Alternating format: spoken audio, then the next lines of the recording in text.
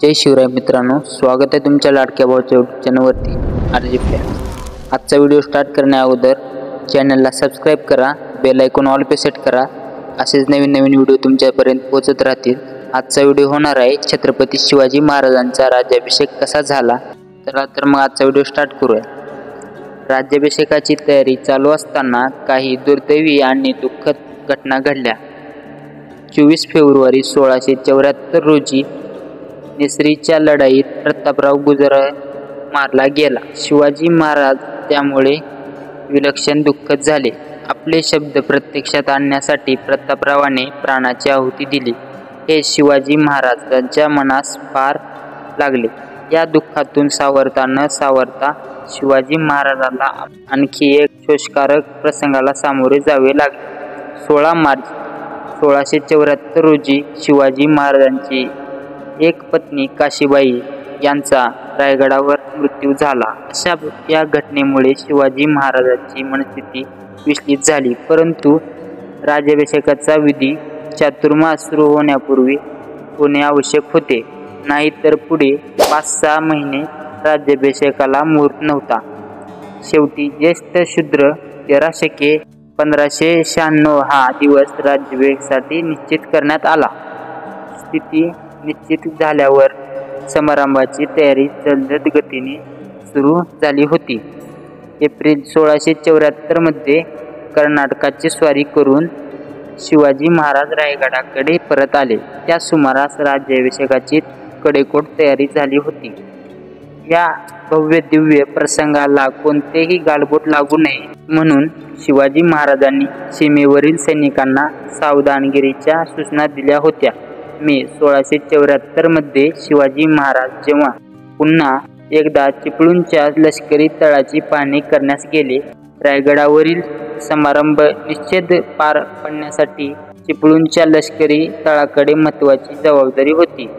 यथार्थ तयारी झाल्यानंतर 19 मे 1674 रोजी शिवाजी महाराज प्रतापगडावर गेले आणि आपली कुलदैवता तुळजाभवानी हिचे दर्शन करून तिचे आशीर्वाद घेतले. तुळजाभवानीला सोन्याचे छत्र विधीपूर्वक अर्पण केले. त्यानंतर 21 मे रोजी शिवाजी महाराज रायगडावर परत आले. 29 मे पासून राज्याभिषेक विधीला प्रारंभ झाला. राज्याभिषेक होण्यापूर्वी शिवाजी महाराजांचा प्रतबद्ध होणे आवश्यक होते, म्हणून 29 मे रोजी शुक्रवारी शिवाजी महाराजांची मुंजी करण्यात आली. प्रायश्चित विधी म्हणून तुलपुरुषदान करण्यात आले. डच कागदपत्रामध्ये या तुलादानाविषयी माहिती आढळते. शिवाजी महाराजांचे वजन 17,000 पगोडे म्हणजे सुमारे 160 पौंड भरले असा डचाने उल्लेख केला आहे. शिवाजी महाराजांची प्रथम सुवर्ण तुला करण्यात आली. त्यानंतर चांदीची व तांब्याची ही तुला करण्यात आली.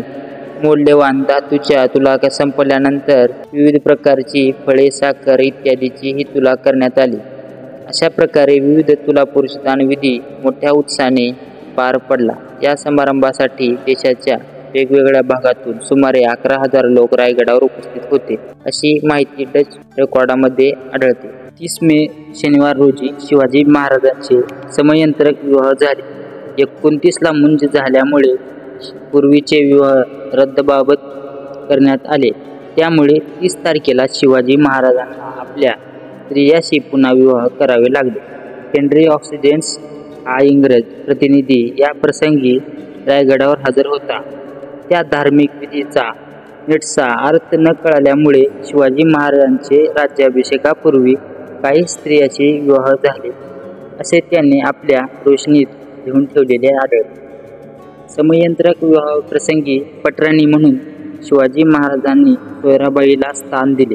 या विधीमुळे राज्याभिषेकासाठी लागणारे सर्व हक्क शिवाजी महाराजांनी सोयराबाईला धर्मशास्त्र पद्धतीने प्राप्त झाले. 31 मे रोजी रविवार होता. इंद्रशांती याचा मुहूर्त या दिवशी झाला.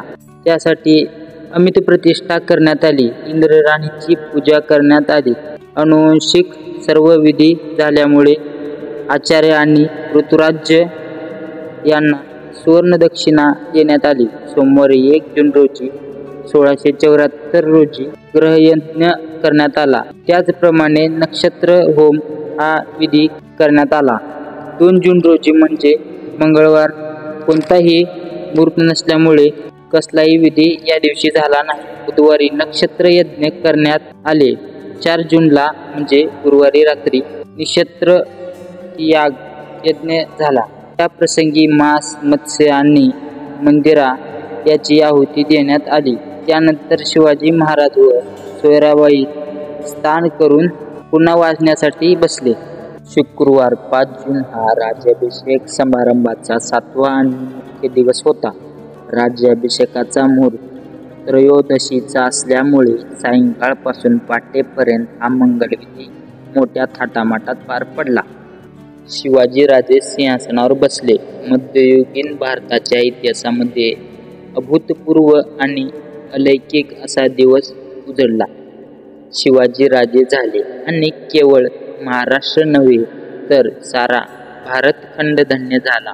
सर्वांस नमन करून महाराज राज्याभिषेक सुवर्ण चौकीवर बसले. अष्टप्रधान व थोर ब्राह्मणांनी स्थळोस्थळी उदके घेऊन सुवर्ण कलशापात्री अभिषेक केला. दिव्य वस्त्र, दिव्य अलंकार घेऊन सर्व पूज्य मंडळीस नमस्कार करून महाराज सिंहासनावर बसले. या प्रसंगी या युगी सर्व पृथ्वीवर मलेच्छ बादशाह, मराठा बादशाह एवढा छत्रपती झाला. राज्यारोहण प्रसंगी शिवाजी महाराजांनी नवशक किंवा कालगणना सुरू केली. या शकाला राज्याभिषेक शक किंवा राजशक असेही म्हणतात. मध्ययुगातील शककर्ता राजा म्हणून शिवाजी महाराजांचा गौरव केला गेला. ही कालगणना शिवाजी महाराजांनी सार्वभौमत्व करणारी आहे. शिवाजी राजे म्हणून सिंहासनावर बसले आणि नवे युग सुरू झाले म्हणून या प्रसंगी शिवाजी महाराजांनी शिवराई होऊन सोन्याचे नाणे पाडले. तसेच शिवराई म्हणून तांब्याचेही नाणे पाडले. या नाण्यावर श्री राजा शिव छत्रपती अशी अक्षरे कोरली. राज्याभिषेक झाला. त्या घटनेपासून शिवाजी महाराजांनी क्षत्रिय कुलावतंस श्री राजा शिव छत्रपती हे नवे बिरुद धारण केले. व्हिडिओ शेवटपर्यंत बघितल्याबद्दल धन्यवाद. असेच चॅनलवर नवीन व्हिडिओ येणार आहेत तरी चॅनलला सबस्क्राईब करा, बेल आयकॉन ऑल पे सेट करा. धन्यवाद.